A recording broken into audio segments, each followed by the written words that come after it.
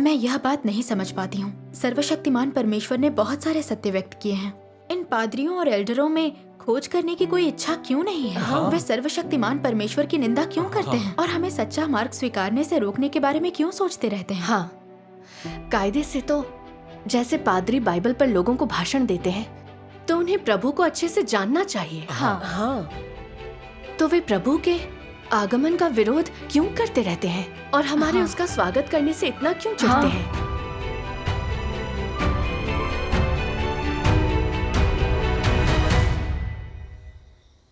उस जमाने में फरीसी बाइबल पढ़ने में पारंगत थे और यहोवा परमेश्वर का प्रचार करने के लिए यात्राएं किया करते थे। क्या वे लोग वाकई परमेश्वर को जानते थे?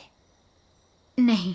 नहीं। अगर वे परमेश्वर को जानते होते तो वे प्रभु यीशु को सूली पर नहीं चढ़ाते। हाँ, बिल्कुल हाँ। सही। है। तो सिर्फ इसलिए कि पादरी और एल्डर बाइबल पढ़ने, कार्य करने और धर्मोपदेश देने में पारंगत है, मतलब ये नहीं कि वे प्रभु को जानते हैं। इसे देखने का यही सही तरीका है। सवाल ये है कि पादरी और एल्डर प्रभु की वापसी का विरोध क्यों करते हैं। इसका उत्तर सर्वशक्तिमान परमेश्वर के वचनों में है। आओ परमेश्वर के वचन पढ़ते हैं। पृष्ठ 1434 पर जाएं। चलिए मिलकर पढ़ते हैं। ठीक है। क्या तुम लोग इसकी जड़ जानना चाहते हो कि फरीसियों ने यीशु का विरोध क्यों किया? क्या तुम फरीसियों के सार को जानना चाहते हो? वे मसीहा के बारे में कल्पनाओं से भरे हुए थे।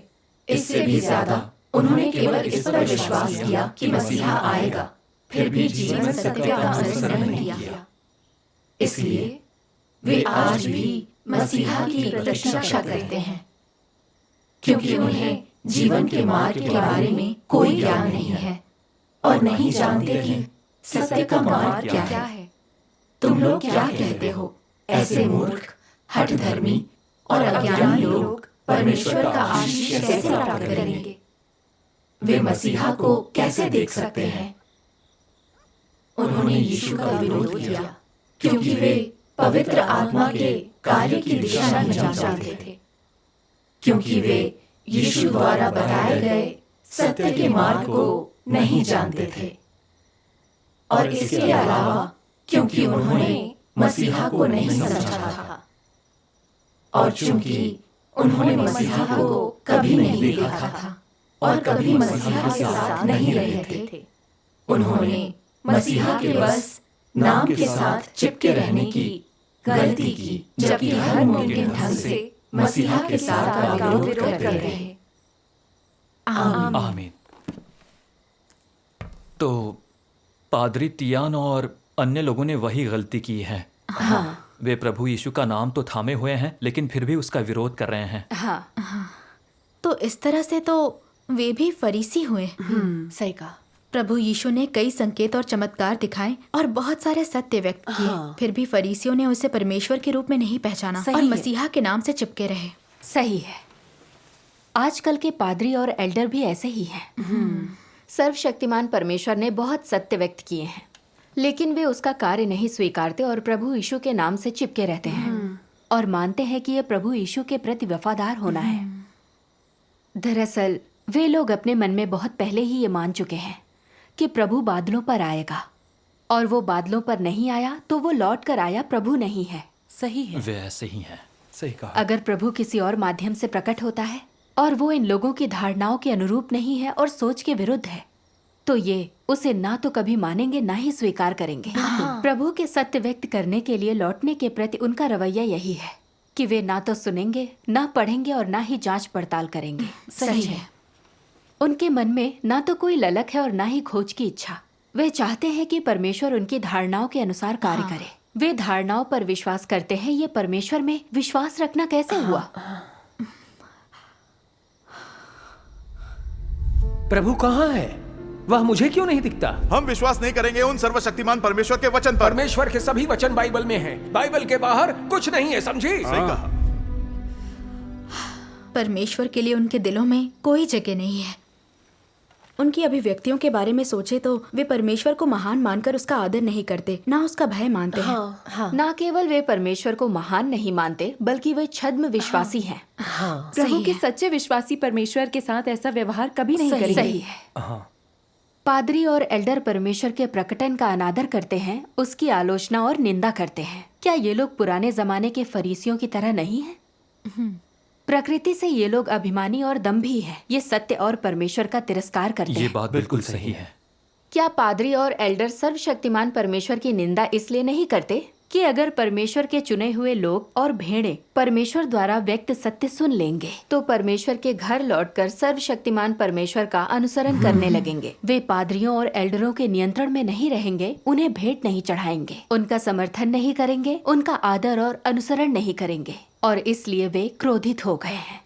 सर्वशक्तिमान परमेश्वर से घृणा करने लगे हैं। वे बेईमानी से उसके प्रकटन और कार्य के बारे में राय बनाते और उसकी निंदा करते हैं। लोगों को गुमराह करने के लिए अफवाहें गढ़ते और शैतानी बातों का सहारा लेते हैं।